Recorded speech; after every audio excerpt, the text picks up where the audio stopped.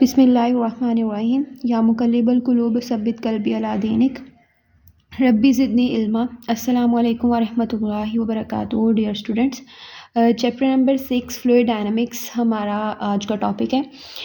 जो फ्लूइड्स होते हैं उसके बारे में हम पहले डिस्कस कर लेते हैं कि फ्लूइड्स क्या होते हैं। फ्लूइड बेसिकली कोई भी ऐसा सब्सटेंस होता है जो कि फ़्लो कर सकता है, यानी फ़्लो से रिलेटेड जो टर्म है उसको हम बोलते हैं फ्लूइड।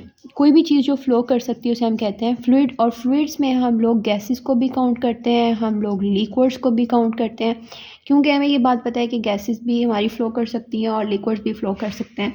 तो ये दोनों चीज़ें हमारी क्या होती हैं, फ्लूइड्स होती हैं। हाँ, इनकी फ्लूइड की स्पीड में डिफरेंस होता है कि कितना कोई फास्ट फ़्लो करता है, कितना कोई स्लो फ़्लो करता है, या इनके ऊपर इनके फ़्लो के ऊपर टेम्परेचर का क्या इफेक्ट होता है। ये सारी चीज़ें हम डिस्कस करेंगे। अच्छा, उसके बाद हमारे पास वर्ड है डायनामिक्स। डायनामिक्स आप जानते हैं, डायनामिक्स का मतलब होता है रिलेटेड टू मोशन।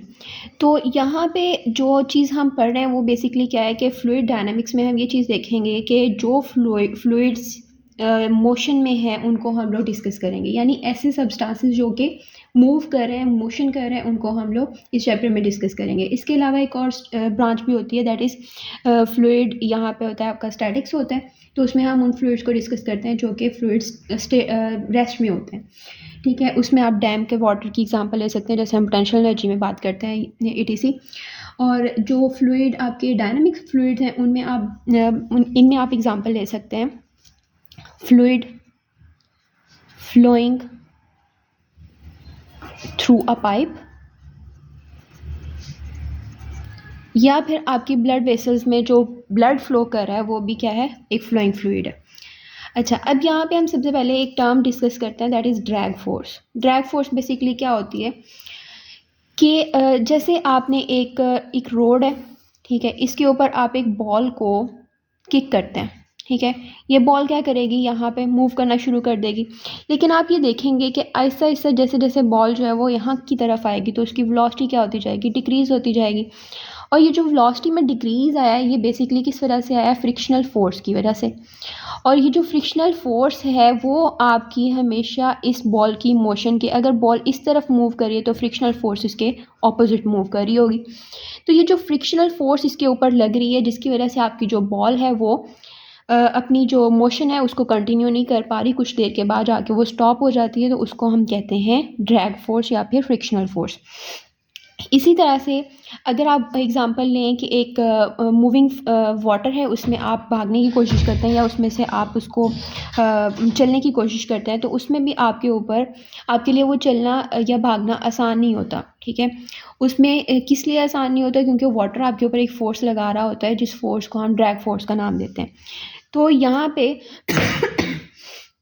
वो फोर्स कितनी फोर्स है, बेसिकली इसके ऊपर अगर फ्रिक्शनल फोर्स लग रही है तो वो कितनी फ्रिक्शनल फोर्स है, या फिर उस ऑब्जेक्ट के ऊपर कोई ऑब्जेक्ट अगर फ्लूइड में से मूव कर रहा है तो उस मूविंग फ्लूइड की वजह से उस ऑब्जेक्ट के ऊपर कितनी फोर्स लग रही है, उन फोर्सेस को हम क्या कहते हैं, ड्रैग फोर्स। तो हम ड्रैग फोर्स को डिफाइन करते हैं, object moving through a fluid experiences a force which is called drag force. ठीक है, और ये जो ड्रैग फोर्स होती है इसकी वैल्यू कितनी होगी, किसी ऑब्जेक्ट के ऊपर कितनी ड्रैग फोर्स लगेगी, यानी फॉर एग्जांपल एक आपका रेन ड्रॉप है या कुछ भी है, वो फ्लो कर रहा है, नीचे की तरफ आ रहा है, मूव कर रहा है, इसके ऊपर कितनी ड्रैग फोर्स लगेगी, ये तो चले हमें पता चल गया कि ड्रैग फोर्स लग रही है, लेकिन कितनी लगेगी, इसकी वैल्यू कितनी होगी, वो हमें पता चलता है कि इक्वेशन से। इस इक्वेशन को हम कहते हैं ये इक्वेशन इक्वल होती है 6 पाई ईटा आर वी के। अब ये जो इक्वेशन है ये बेसिकली, इस इक्वेशन को मैं नाम देती हूँ स्टोक्स लॉ का। स्टोक्स लॉ में हमें ये बताया गया है कि जो ड्रैग फोर्स होती है ये बेसिकली आपकी डायरेक्टली प्रोपोर्शनल होती है बॉडी की जो फ्लूइड की विस्कोसिटी होती है उसके। ये ईटा जो है ये विस्कोसिटी को शो करता है। इसी तरह से ये डायरेक्टली प्रोपोर्शनल होती है आपके पास रेडियस ऑफ द ड्रॉप के, ये रेडियस ऑफ द ऑब्जेक्ट पे। और तीसरी चीज़ जो हमारे पास आती है वो ड्रैग फोर्स डायरेक्टली प्रोपोर्शनल होती है वेलोसिटी ऑफ द ऑब्जेक्ट के, जो कि फ्लूइड में से मूव कर रहा है। अब यहाँ पे एक चीज़ आपने गौर में रखनी है कि रेडियस की बात की गई है, तो ये जो स्टोक्स लॉ है ये रेडियस हमेशा किन चीज़ों का होता है, जो कि सफेरिकल फॉर्म में होंगी, नॉन सफेरिकल का आप रेडियस जो है वो डिफाइन नहीं कर पाते। तो स्टोक्स लॉ की एक लिमिटेशन है कि ये सिर्फ़ और सिर्फ स्फेरिकल ऑब्जेक्ट्स के ऊपर ही लगता है। इसके अलावा जो दूसरी शेप के ऑब्जेक्ट्स होते हैं, अगर आप उनके ऊपर लगने वाली ड्रैग फोर्स डिस्कस करना चाहेंगे तो आपको किसी और रूल्स का या किसी और इक्वेशंस का की हेल्प लेनी पड़ेगी। तो ये जो तीनों फैक्टर्स हैं इनको हम क्या उसका नाम है, इसकी जब हम इक्वेशन बनाते हैं तो हमें इक्वेशन को बैलेंस करने के लिए, यानी हमारे पास इक्वेशन आ जाती है ईटा आर वी, और इसको बैलेंस करने के लिए हमें इस कांस्टेंट का सहारा लेना पड़ता है। तो आपके पास फाइनल इक्वेशन आती है F D is equal to 6 pi eta R V. ठीक है, ये आपकी ड्रैग फोर्स है। अब यहाँ पे आपसे यहाँ से एक क्वेश्चन भी पूछा जा सकता होता है, दैट इज़ के आपकी जो ड्रैग फोर्स है वो किन किन फैक्टर्स के ऊपर जो है वो डिपेंड करती है। ठीक है, तो आपने ये वाली चीज़ जो होती है वो करनी होती है। ठीक है, और दूसरी चीज़ ये भी होती है कि जो आपकी ड्रैग फोर्स है, यहाँ पे हमें नज़र आ रहा है कि F D is directly proportional to V, तो ये सिर्फ और सिर्फ जो है ना ये आपकी स्लो स्पीड्स के ऊपर लगता है। ठीक है, इसके अलावा अगर आप हाई स्पीड्स पे जाएंगे तो फिर आपका ये रिलेशनशिप जो है वो वैलिड नहीं होता। तो आप इसके साथ भी एक कंडीशन लिख सकते हैं, फॉर स्लो स्पीड्स ओनली। ठीक है, ओके। इसके बाद एक चीज़ होती है बेटे कि हमारे पास फॉर एग्जांपल चले हम पहले इसको विस्कोसिटी को डिस्कस कर लेते हैं। जो हमारे पास ये वाला फैक्टर है ईटा, ईटा क्या चीज़ होती है, इसको हम कोएफिशिएंट ऑफ विस्कोसिटी भी बोलते हैं,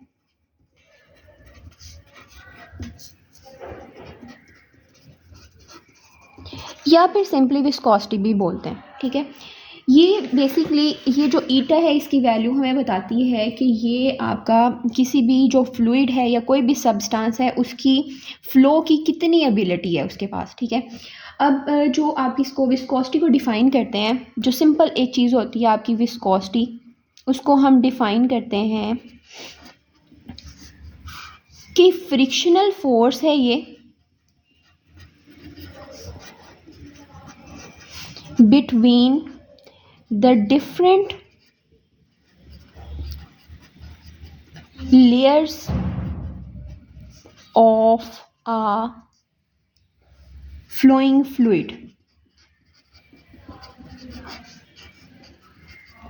इस बात को समझने के लिए हम कंसीडर करते हैं कि हमारे पास एक पाइप है, ये मेरे पास एक पाइप है। ठीक है, इस पाइप के अंदर अगर हम डिस्कस करें कि हमारे पास एक वाटर है या कुछ भी है, कोई भी फ्लोइंग फ्लूइड है, वो यहाँ से एंटर हो रहा है और यहाँ से इसमें से एग्जिट कर रहा है, मतलब उसका फ्लो की डायरेक्शन यहाँ से इस तरफ है। अब अगर हम कंसीडर करें तो हमारे पास उसमें उस सब्सटेंस के पार्टिकल्स कुछ इस तरह से इसके अंदर मौजूद होंगे। तो हम इसको इस तरह से लेते हैं कि ये जो पार्टिकल्स होते हैं इनमें कुछ पार्टिकल्स जो होंगे वो एक लेयर क्रिएट कर रहे होंगे, कुछ पार्टिकल्स अगली लेयर क्रिएट कर रहे होंगे, कुछ पार्टिकल्स अगली लेयर क्रिएट कर रहे होंगे, ऐसे बहुत सारी लेयर्स वहाँ पे मौजूद होंगी। तो ये जो एक लेयर है ये दूसरी लेयर के ऊपर मूव करते हुए जब एक दूसरे के साथ टच करेंगी तो ये बेसिकली एक दूसरे को फ्रिक्शन प्रोवाइड करेंगी। ठीक है, मूव करते हुए फ्रिक्शन प्रोवाइड करेंगी, और उस फ्रिक्शन को, वो फ्रिक्शन जो होती है वो बेसिकली क्या करेगी, वो इसका डिफ़ाइन करेगी कि ये जो फ्लूइड है ये कितना फास्ट फ्लो करेगा या कितना स्लो फ्लो करेगा, और उस टर्म को हम बेसिकली क्या कहते हैं, विस्कोसिटी। आम ज़ुबान में, लोकल लैंग्वेज में आप इसको गाढ़ापन कहते हैं। ठीक है, तो कौन सा फ्लूइड जो है उसकी लेयर्स के बीच, इस फ्लूइड की लेयर्स के बीच में ज़्यादा फ्रिक्शन होगी वो आपका उसकी जो फ़्लो होगा वो स्लो होगा, उसकी स्पीड स्लो होगी, और जो जिस फ्लूइड की लेयर्स के बीच में आपकी फ्रिक्शन कम होगी वो क्या होगा, उसका फ़्लो ईजी होगा या फिर फास्ट होगा। ठीक है, तो हमारे पास जो ईटा है, ये जो कोएफिशिएंट ऑफ विस्कोसिटी है, ये बेसिकली क्या है, ये एक क्वांटिटी है जो कि हमें क्वांटिटेटिव मेजरमेंट देती है।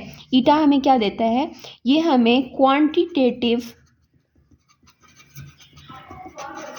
मेजर देता है ऑफ किस चीज़ की, विस्कोसिटी की।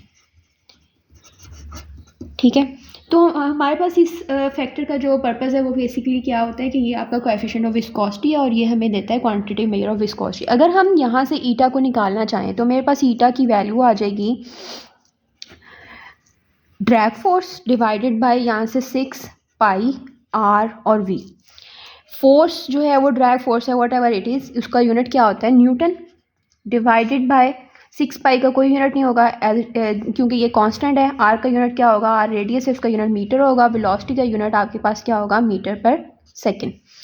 यहाँ से आपके पास आ जाता है न्यूटन और नीचे क्या आपके पास मीटर स्क्वायर पर सेकेंड है, तो आप न्यूटन मीटर स्क्वायर को ऊपर लेके जाएंगे तो पर मीटर स्क्वायर, और सेकंड को ऊपर लेके पर सेकंड को ऊपर लेके जाएंगे तो ये क्या बन जाएगा, सेकंड। ये आपके पास आ गया जी ईटा, ईटा का यूनिट। ठीक है, ईटा का यूनिट हमारे पास क्या होता है, न्यूटन पर मीटर स्क्वायर और साथ में सेकंड। और अगर आप इसकी डायमेंशन निकालना चाहें तो आप क्या करेंगे, इसको आप ले लेंगे बेस यूनिट्स में KG metre per second square divided by metre into per second. Metre metre के साथ कैंसिल हो जाएगा, और यहाँ से आपके पास अगर आप बेस यूनिट्स में देखें तो आपके पास यूनिट आ जाता है केजी पर मीटर, और ये पर सेकंड जब आप ऊपर लेके जाएंगे तो ये सेकंड बनेगा, तो एस की पावर में -1 आ जाएगा। ठीक है, तो आपके पास यहाँ से जो इसकी डायमेंशन आती है वो क्या आएगी, डायमेंशन में हमारे पास आ जाएगा जी केजी के लिए m, एल मीटर के लिए l, और सेकंड के लिए हमारे पास आ जाएगा t। तो ये इसकी क्या बन जाएगी, डायमेंशन बन जाएगी। तो इसमें हमारे पास आ गया ईटा की डायमेंशंस भी आ गई हैं।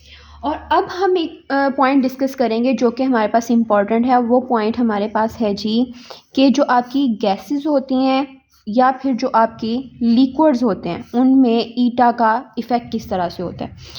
फॉर लिक्विड्स सिंपल सी बात होती है हमारी कि टेम्परेचर का जो इफ़ेक्ट होता है वो इसके ऊपर क्या होता है, ईटा आपका करता है, उसके साथ इन्वर्स रिलेट करता है टेम्परेचर के साथ। अब इस बात का मतलब क्या है कि अगर आप लिक्विड्स का टेम्परेचर राइज कर देंगे तो उनका ईटा यानी उनकी गाढ़ापन या उसकी विस्कोसिटी क्या हो जाएगी, कम हो जाएगी। और ये कॉमन सी बात है, अगर आप किसी ऐसे विस्कस लिक्विड को हीट अप करेंगे तो वो क्या हो जाता है, पतला हो जाता है जिसे आप कहते हैं। तो उसका टेम्परेचर आपने राइज़ किया और उसकी विस्कोसिटी यानी गाढ़ापन क्या हो गया, कम हो गया। तो और दूसरी चीज़ होती है हमारे पास गैसेस के लिए। फॉर गैसेस के केस में आपके पास ईटा डायरेक्टली प्रोपोर्शनल होता है टेम्परेचर के, यानी आप टेम्परेचर राइज करेंगे तो आपके पास जो ईटा होगा, ये गाढ़ापन होगा, वो भी राइज हो जाता है। अब क्या होता है कि जो गैसेस होती हैं ना, ये डिफरेंट पार्टिकल, इसके अंदर एक गैस अगर किसी कंटेनर में बंद है तो उसके अंदर जो है वो उसके बहुत सारे मॉलिक्यूल्स होते हैं गैस के। ये सारे मॉलिक्यूल्स एक दूसरे के, ये इनकी रैंडम मोशन होती है, कोई किसी तरफ मूव कर रहा होता है, कोई किसी तरफ मूव कर रहा होता है, कोई किसी तरफ मूव कर रहा होता है। तो ये एक दूसरे के ऊपर एक फोर्स लगा रहे होते हैं। और आप लोग ये भी जानते हैं कि अगर हम टेम्परेचर को राइज करते हैं तो इनकी काइनेटिक एनर्जी इंक्रीज़ हो जाएगी। अब पहले वो जो कोलिजन की वजह से इनके ऊपर फोर्स लगाए थे, वो जब आप टेम्परेचर राइज करेंगे तो वो कोलिजन की फोर्सेस इंक्रीज़ हो जाएंगी। और बेसिकली यहाँ पे जो कोलिजन की फोर्सेस हैं वो फ्रिक्शन प्रोवाइड करेंगे। तो जब टेम्परेचर राइज करने से उनकी कोलिजन्स इंक्रीज़ होंगी तो फ्रिक्शनल फोर्स भी क्या हो जाएगी, इंक्रीज़ हो जाएगी। और जब फ्रिक्शन इंक्रीज़ होगी तो इसका मतलब है कि अब उनकी लेयर्स के बीच में फ्रिक्शन ज़्यादा होगी है, तो उनकी विस्कोसिटी भी क्या हो जाएगी, ज़्यादा हो जाएगी, तो उनका गाढ़ापन इंक्रीज़ हो जाता है। लेकिन अगर अच्छा, अभी हम यहाँ से एक चीज़ कंक्लूड कर सकते हैं कि लिक्विड्स के केस में जो हमारा ईटा होता है ना, वो डिपेंड करता है किस चीज़ के ऊपर, इंटरमोलिकुलर फोर्सेस के ऊपर। क्योंकि जब हम टेम्परेचर राइज करते हैं तो उनकी जो इंटरमोलिकुलर फोर्सेस होती हैं वो उनके बॉन्ड्स जो है वो वीक हो जाते हैं, वो टूट जाती हैं, और वो जो आपकी मतलब लिक्विड जो है वो इजीली फ्लो करना शुरू कर देता है, उसकी विस्कोसिटी कम हो जाती है। लेकिन गैसेस के केस में आपकी जो विस्कोसिटी होती है वो डिपेंड करती है रेट ऑफ डिफ्यूजन के ऊपर। अभी आपकी डिफ्यूजन से मुराद क्या होगा कि जब आप टेम्परेचर राइज करते हैं तो उनकी जो काइनेटिक एनर्जी इंक्रीज़ होती है, इसका मतलब है उनका रेट ऑफ डिफ्यूजन इंक्रीज़ हो जाता है। और जब रेट ऑफ डिफ्यूजन इंक्रीज़ होता है तो फिर उनकी जो विस्कोसिटी है वो भी इंक्रीज़ हो जाती है। तो यहाँ तक बेटे आप लोगों का था ड्रैग फोर्स एंड विस्कोसिटी का टॉपिक। अब इससे आगे जो आपका एक इम्पॉर्टेंट टॉपिक है, लॉन्ग क्वेश्चन का टॉपिक है, वो हमारे पास होता है टर्मिनल वेलोसिटी। हमने टर्मिनल वेलोसिटी को यहाँ पे डिस्कस करना है।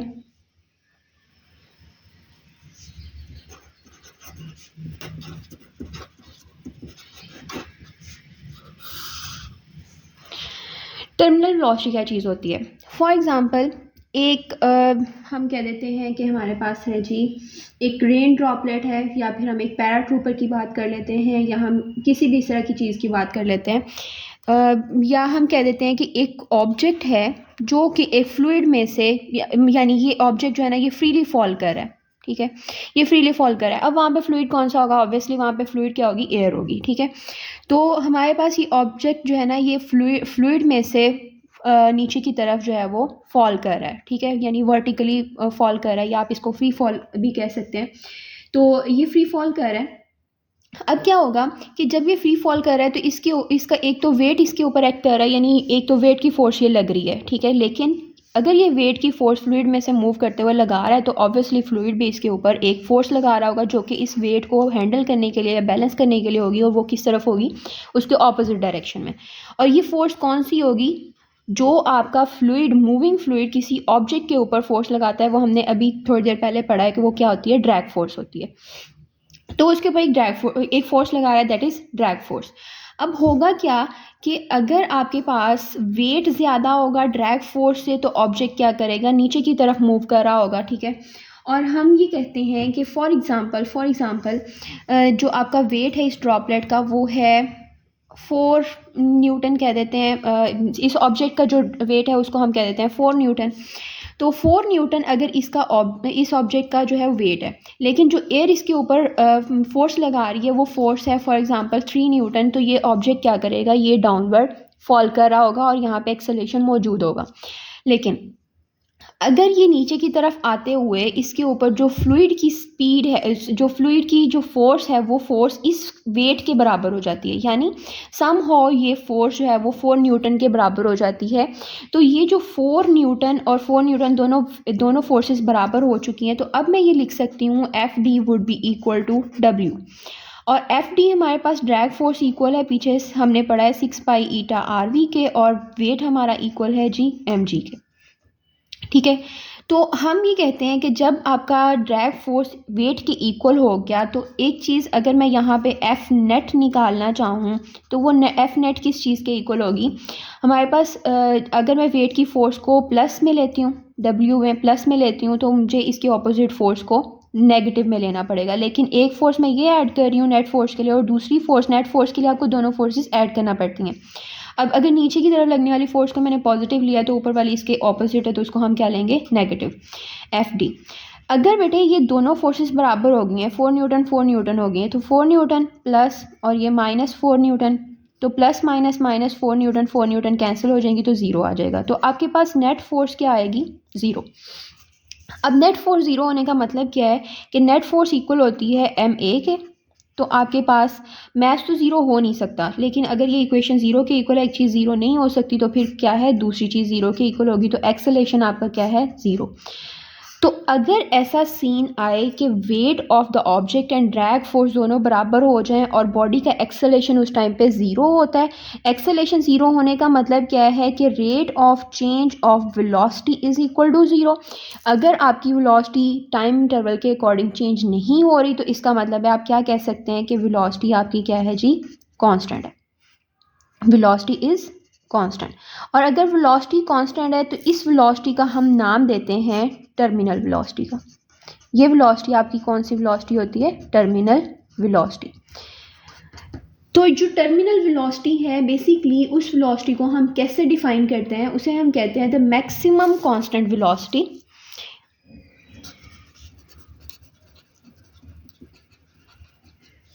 Maximum constant velocity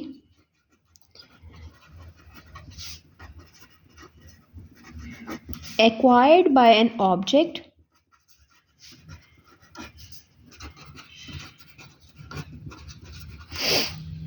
when it is falling vertically downward।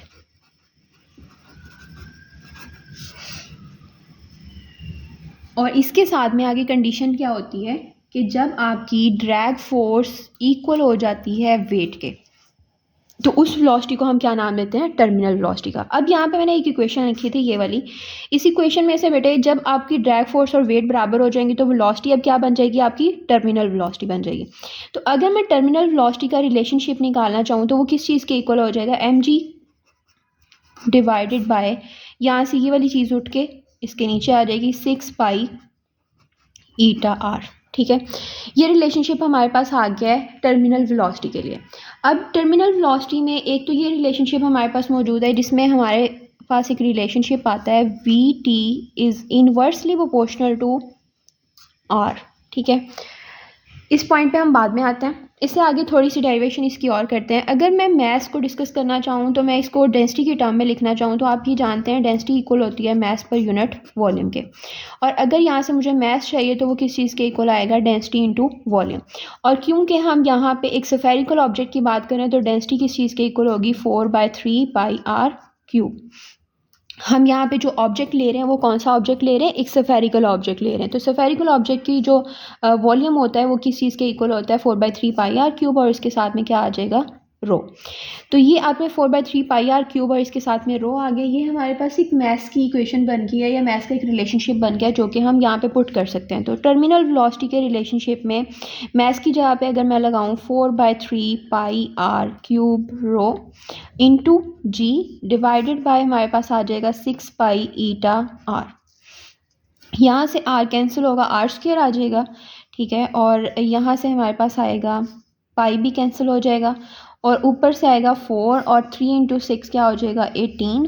ऊपर से बचेगा r² रो जी और नीचे आएगा ईटा। 2 2s are 4 and 2 9s are 18। तो यहाँ से आएगा 2/9 r² रो जी डिवाइडेड बाय ईटा।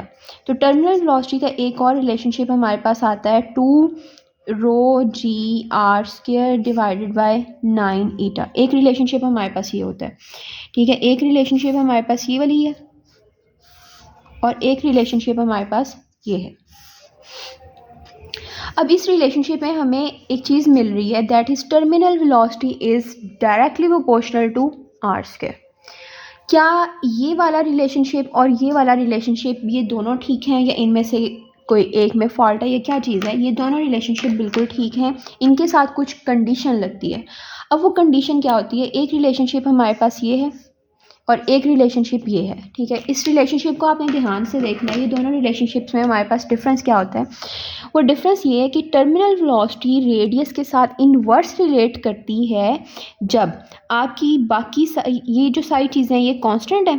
ठीक है, जब हम लोग कहेंगे कि टर्मिनल वेलोसिटी जो है ये आर के साथ इन्वर्स रिलेट तब करती है कि जब आर के अलावा, आर के साथ तो आप रिलेशनशिप ले रहे हैं तो मैथ जो है वो आपका क्या हो, कांस्टेंट। बाकी चीज़ें तो कांस्टेंट है तो मैथ क्या होगा आपका, कांस्टेंट होगा। तो हम क्या कहेंगे कि टर्मिनल वेलोसिटी इन्वर्स रिलेट करिए आर के साथ, मैथ इज़ कांस्टेंट। अभी आप कहाँ पे अप्लाई करते हैं, फॉर एग्जांपल अगर आपको उन्होंने दो फॉग ड्रॉपलेट्स की बात की हुई है या कुछ इस तरह से बात की हुई है, उन दोनों का आपको उसने बता दिया है कि मैथ सेम है, तो फिर आप या कोई भी दो ऑब्जेक्ट्स हैं उनको आप बता दिया जाता है कि इनके मैथ सेम है, आप बताएं टर्मिनल वेलोसिटी का उनके रेडियस के साथ क्या रिलेशनशिप होगा, रेडियस दोनों के डिफरेंट है। तो फिर आप ये वाला रिलेशनशिप लगाएंगे, that is terminal velocity is inversely proportional to 1/r। Sorry, terminal velocity is inversely proportional to r और terminal velocity is directly proportional to 1/r।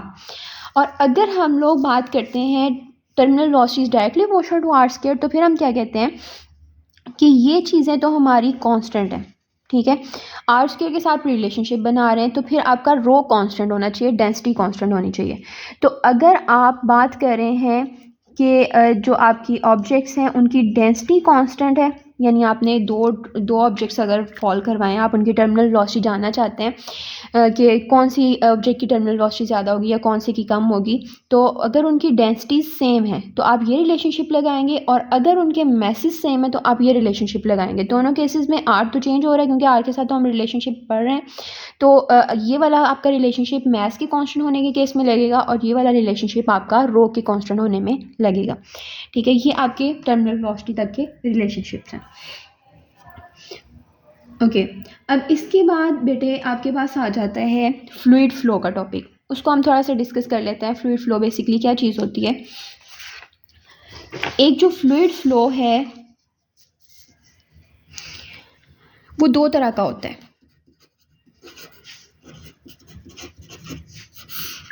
Fluid flow की दो टाइप्स होती हैं हमारे पास। एक होती है आपके पास लैमिनर फ्लो,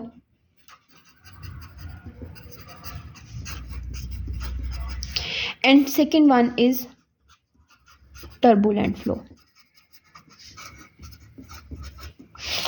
जो आपका लैमिनर फ्लो होता है इसमें हम कहते हैं कि ये एक स्ट्रीम लाइन या स्मूथ फ्लो है। फॉर एग्जांपल हमारे पास एक पाइप है पानी का, उसमें से पानी जो है वो फ्लो कर रहा है और यहाँ पे भी हम उसी को कंसीडर कर लेते हैं। इसके अंदर इसके पार्टिकल्स हैं, यहाँ पे भी वाटर के पार्टिकल्स हैं। अगर ये पार्टिकल्स जो हैं ये एक सीधी लाइन या स्ट्रीम लाइन पॉइंट में फ़्लो कर रहे हैं तो हम कहते हैं कि ये आपका लैमिनर फ़्लो है। और अगर ये रैंडम मोशन कर रहे हैं, कोई किस तरफ मूव कर रहा है, कोई किस तरफ मूव कर रहा है, तो इस वाले फ़्लो को हम कहेंगे इर्रेगुलर फ़्लो या फिर टर्बुलेंट फ़्लो। ठीक है, इस वाले फ़्लो में आपको यूँ लगेगा कि अगर आप एक पॉइंट कंसीडर करते हैं, ये वाला पॉइंट, तो इस पॉइंट में से ये जितने भी वाटर पार्टिकल्स गुजरेंगे वो एक दूसरे के पाथ को फॉलो करते हुए एक सीधी लाइन में मूव कर रहे हैं। तो ये एक लैमिनर फ़्लो होता है, और जिसमें पार्टिकल्स की जो मोशन होती है वो इर्रेगुलर होती है, उसको हम कहते हैं टर्बुलेंट फ़्लो। ठीक है, तो इसकी जो स्पीड ऑफ द पार्टिकल्स होती है वो इस वाले में आपकी हर एक पार्टिकल की स्पीड जो होती है वो क्या होती है, सेम होती है। स्पीड होती है जी सेम, लेकिन इस वाले में पार्टिकल्स की स्पीड जो होती है वो सेम नहीं होती, नॉट सेम।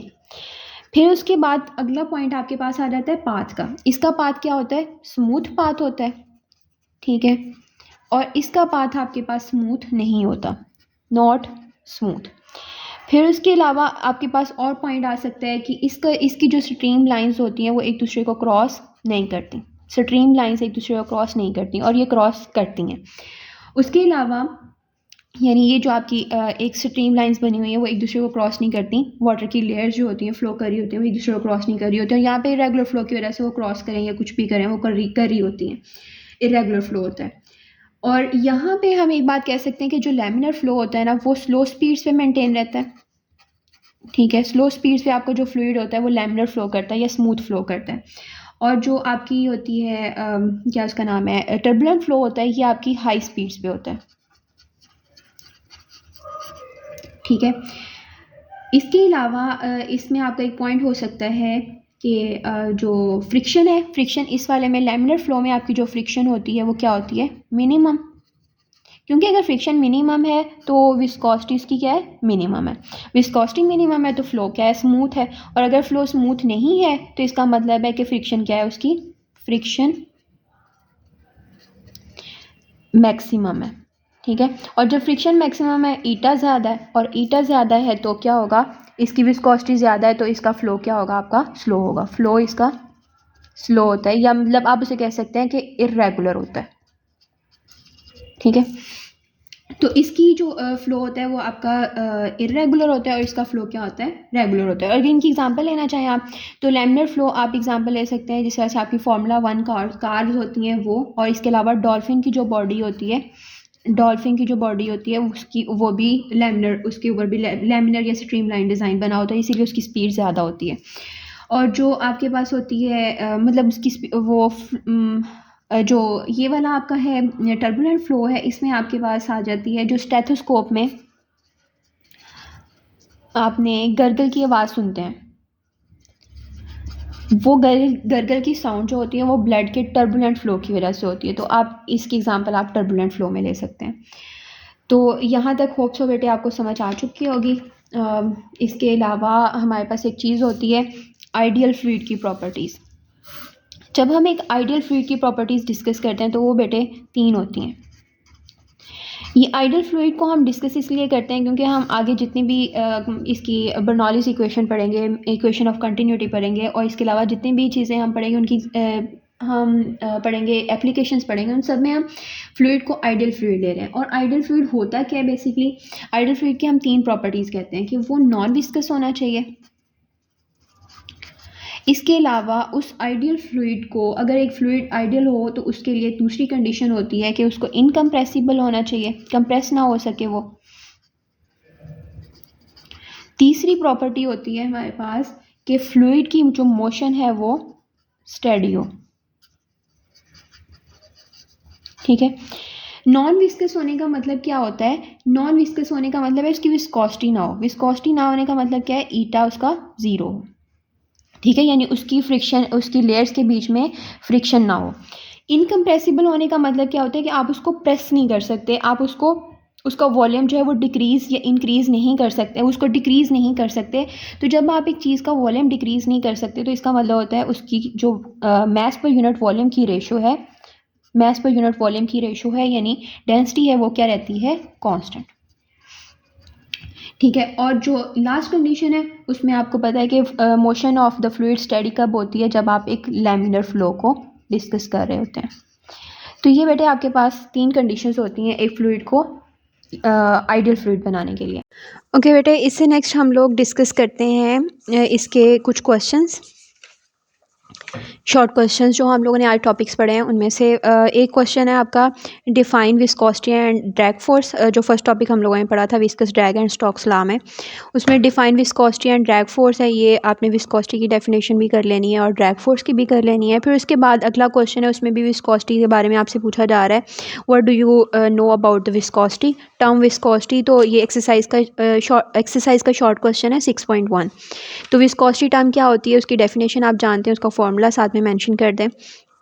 थर्ड क्वेश्चन है बेटे कि आप लोगों से एक्सरसाइज का ये 6.2 क्वेश्चन है और उस क्वेश्चन में आपसे पूछा गया, मैंने यहाँ पे पूरी स्टेटमेंट नहीं लिखी, what is meant by drag force, what are the factors upon which drag force acting upon a small sphere of radius R moving through a liquid depends. ये मैंने आपको जब ड्रैग फोर्स पढ़ाई है तो उसमें मैंने मेंशन किया था कि आपके टॉपिक में सबसे पहले यहाँ से एक क्वेश्चन आपसे पूछा जा सकता है कि ड्रैग फोर्स जो है वो किन किन फैक्टर्स के ऊपर डिपेंड करती है। ठीक है, तो आपने ये फैक्टर्स मेंशन करने हैं।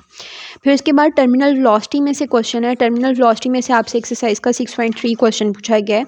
वो क्वेश्चन है why fog droplets appear to be suspended in air. देखिए बेटे, फॉग ड्रॉपलेट जो होता है वो बहुत छोटा होता है।